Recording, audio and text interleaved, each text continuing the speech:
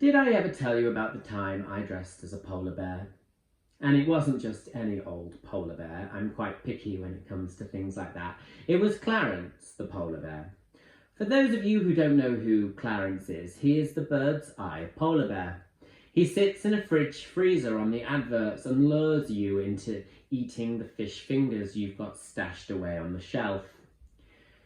I found myself strapped for a bit of cash. Being self-employed, sometimes it means you've got heaps of work and then boom, nothing. I received a call from my agent asking if I'd like to dress up for a fee to promote healthy eating in schools.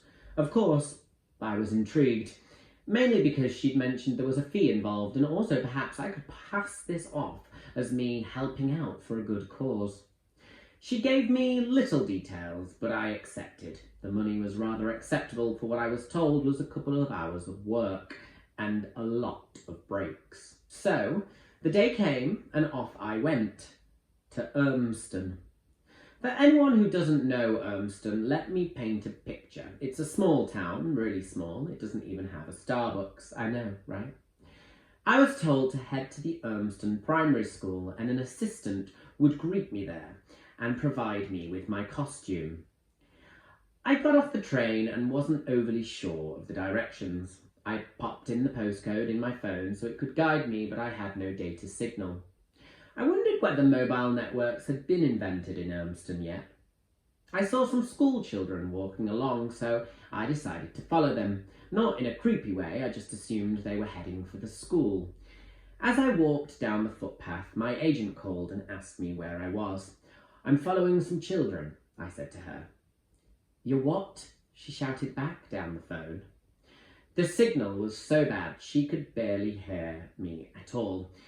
If only I could use some of the Starbucks free Wi-Fi, I thought. Maybe I could email her. No, wait, there's no Starbucks.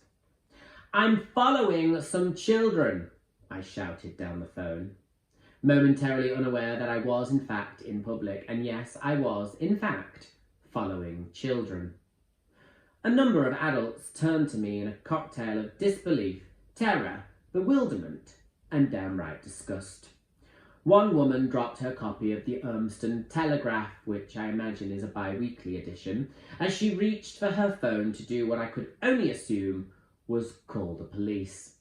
"Oh, no," I laughed heartily towards her, chuckling at my mishap. "I'm off to the school to help kids with their fish fingers." Her mouth dropped open and she hurried away, muttering what I vaguely made out to be sicko under her breath. I arrived at the school and headed to the reception. "Hello," I said, eagerly to the bespectacled lady sat at the front desk. Without even looking, she pushed a clipboard towards me, which I realised was Urmston for sign in. I glanced at my watch and signed in at precisely 8:50. As I was signing my name, I said to her, "Excuse me, I'm not quite sure where I'm going." "What are you here for?" she answered, finally looking up at me from what I saw was a copy of Woman's Weekly. "Oh, I'm the polar bear," I replied. "What?" she said. "Yeah, I'm Clarence, the polar bear." She looked at me incredulously. "For healthy eating? Bird's eye? Fish fingers?" "1 second, she replied as she picked up the handset of the phone.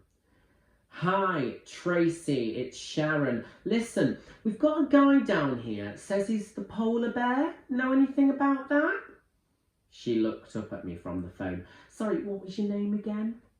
"It's Lee," I responded. "Yeah, Lee's his name." Yeah, but my polar bear name is Clarence," I said to her with a smile on my face. "Yeah, but his polar bear name is Clarence, yeah. Yeah, his name's Lee, but when he's a polar bear, apparently he's Clarence." She chuckled to herself, and I imagined to Tracy too. "Yeah, I know, she kept saying down the phone. There was a queue of people building up behind me. I knew this because I heard one of them snigger. In an attempt to shorten my humiliation, I searched my phone for a confirmation of who I was supposed to be meeting. Oh, here it is, I said. I'm meeting someone called Charlotte at the reception of Highfield Primary. Sharon hung up the phone. It turns out I'd got the wrong school. I was mortified and quickly gathered my belongings and scarpered before Sharon shouted, "Excuse me, you need to sign out." I glared at her for a moment. She never broke eye contact, and I walked up to the counter once more, past the sniggering people waiting, and signed out at exactly 8:52. Fuming, I called my agent. "Well, what do you mean you went to the wrong school?" she said. "Did you not check?" "Well, I assumed there was only one school here. This place doesn't even have a Nando's," I told her. "I just followed the children," I bellowed down the phone, and I half expected the lady from earlier to pop up and whisper sicko to herself again. I jumped in a taxi, worried I was going to be late for my starring role.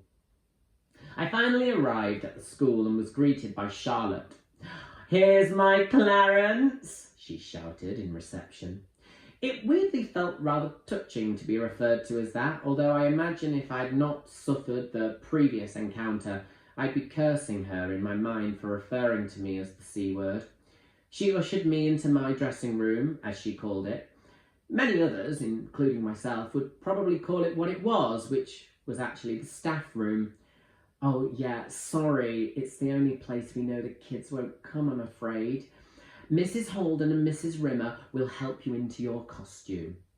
I glanced over at the ladies who were pulling this humongous white head from a box, followed by the body to accompany. The ladies were very polite as they helped me jump into my massive costume. "Thank you, Mrs. I said as she was balancing me with her hands. "Rimmer," she replied, "but please, call me Julie." "Okay, now for the head." Mrs. Rimmer suddenly lowered the colossal Arctic cranium onto my head as I was immediately met with the smell. It stunk. I started retching and wondered whether 3 years studying performing arts was money well spent.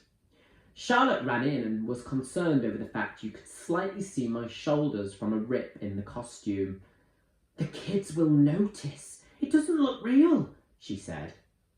I suddenly began to wonder what kind of school this was if the kids would be expected to think there was an actual real-life polar bear in their assembly. "Well, we could sew it up, but it means that Lee wouldn't be able to take the costume off," Mrs. Rimmer or Julie piped in. "No chance," I said. "Well, you'd be able to take the head off, though, in your breaks," she added, trying to make it sound a bit more appealing. "Let's do that," Charlotte interjected before I had a chance to think of any other options. As I was getting sewn into a giant polar bear costume, I caught a glimpse of myself and realised not only was I dressed in a manky, smelly, dirty old bear costume, but, yes, I had camel toe.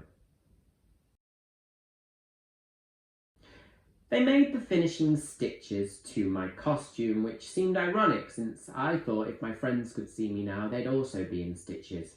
And I was then called for my big appearance. The doors of the assembly were opened and suddenly I heard screaming as I entered. "Clarence, Birdseye!" I heard from every corner of the room from the children. Christ almighty, marketing really does work, I thought. How these kids had any idea of who this polar bear was, let alone stood for, was completely beyond me. I had to Google him. The kids were going mental, and I wondered whether Ofsted were in and what they'd think about this utter madness. I did a bit of an appearance and then was ushered to take a short break. I whipped my head off and tucked into a can of Lucasade. I'd need my energy to get through the smell alone. I was taken back into assembly and the kids were much calmer. The headmaster was in the room and he was talking to them sternly about healthy eating and then started holding up hula hoops. No, not the crisps, actual hoops. Healthy eating, remember. These were for some activities they were about to play with the kids, and the kids looked like they were honestly going to burst. "Okay," the headmaster said, "all those who are in Mr. Fawcett's class, go and stand in the red ring. All those in Mrs. Holden's class, please head to the blue ring. The kids started to shuffle across. And finally, those in Mrs. Rimmer's, well, you've got the brown ring. Mrs. Rimmer looked fuming and was shaking her head as if to suggest that the headmaster had made that joke many times before and it was getting old. I wanted to laugh, but I wasn't allowed to speak. How teachers got away with such innuendo was amusing to me. Ofsted definitely weren't in today. At one point, a child was released from the pack and headed straight toward me. Due to the placement of the eyes on the head, I couldn't see that clearly, other than two legs coming at me. I waved in the direction I imagined he was coming from and suddenly felt a surge of pain. The child, in his excitement, had shouted, "Clarence!" and promptly kicked me in my camel toe. I muttered, "Ow!" to myself under the mask, and suddenly the child started screaming, "He's not real, it's a person inside!" Good Lord, I thought, perhaps this child will go on to cure cancer. His cognitive abilities seem far too advanced compared to the remaining ape-like children who screamed at my first arrival. Suddenly, and without warning, a bell started to sound. I chuckled to myself, thinking that perhaps this was some sort of drill for costume character imposters, when in fact it was clearly the bell for break. Thank heavens, I thought. My time here was up, and even though it stunk, it certainly had gone fast as I was trapped in my own little polar bubble. I turned to Charlotte, who quickly popped that metaphorical bubble with these 5 words. Well, we weren't expecting a drill. All of a sudden, I realised the bell was ringing louder and longer than necessary. The headmaster rose from his beanbag and shouted, "Okay, everyone, you know the situation. This is a fire drill. Now line up in your classes immediately and follow your teachers calmly out of the assembly hall and into the playground." "Charlotte," I mumbled to her from behind my monster mask. "Charlotte, what's happening?" Charlotte ushered me back into the staff room and I threw off my bear's head. "Christ, what's going on?" "Oh, it's just a fire drill, Clarence. Shouldn't be an issue." A dinner lady ran into the staff room and grabbed a box of Tupperware from the staff fridge. I peered at it and noticed it had cookies in there. It was nice to know that in the event of the school burning to the ground, the dinner lady would be able to console people through sugary goodness. As the dinner lady was leaving, she turned towards us and for a minute I thought she was going to offer us a cookie. "Everyone out to the playground," she said. "Get this thing off me, Charlotte," and I tugged to pull the costume from me. It somehow wouldn't budge, and I began to panic, imagining I was trapped in some sort of Arctic straitjacket. "We sewed it in, remember? Let me find the scissors," Charlotte exclaimed. "No time," the dinner lady muttered, barely audible. She had slipped a cookie in her mouth and hadn't finished chewing. "Gotta get out, come on now, chop chop." Charlotte and I exchanged looks and I knew what was coming. "Lee," Charlotte said, we've got to go out, but you can't go outside without the head on. All the kids will see you." And so, because I wasn't able to get out of the costume in time, I had to put the head on. And there I was, stood in the middle of the playground, while the teachers did a roll call of the pupils' names. People were staring at me. I wondered what would happen if the place did go up in flames. It's certainly not very educational having a polar bear stood watching in the middle of the playground. It would be far too warm to survive as a natural habitat. The school was connected next door to a secondary school as well, except their playground was separated by a metal gate. As I was looking at the infants before me, I saw some stones hitting the ground around me and beneath my paws. The older kids in the secondary school were jeering at me through the cast iron, chucking stones at the, and I quote, "dickhead bear."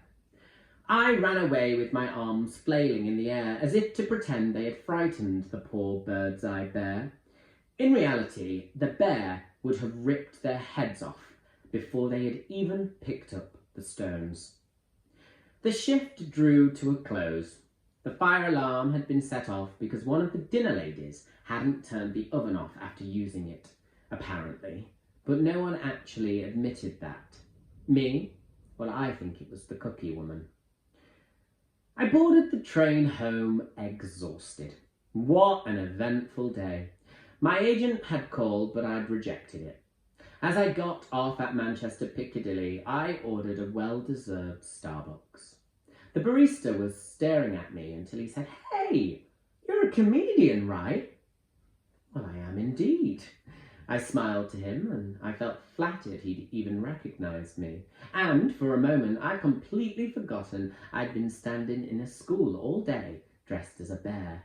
Yes, I am a comedian, I thought.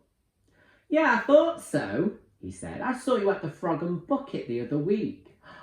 Oh, I thought what a lovely end to the day this was. A nice latte, and here comes a compliment.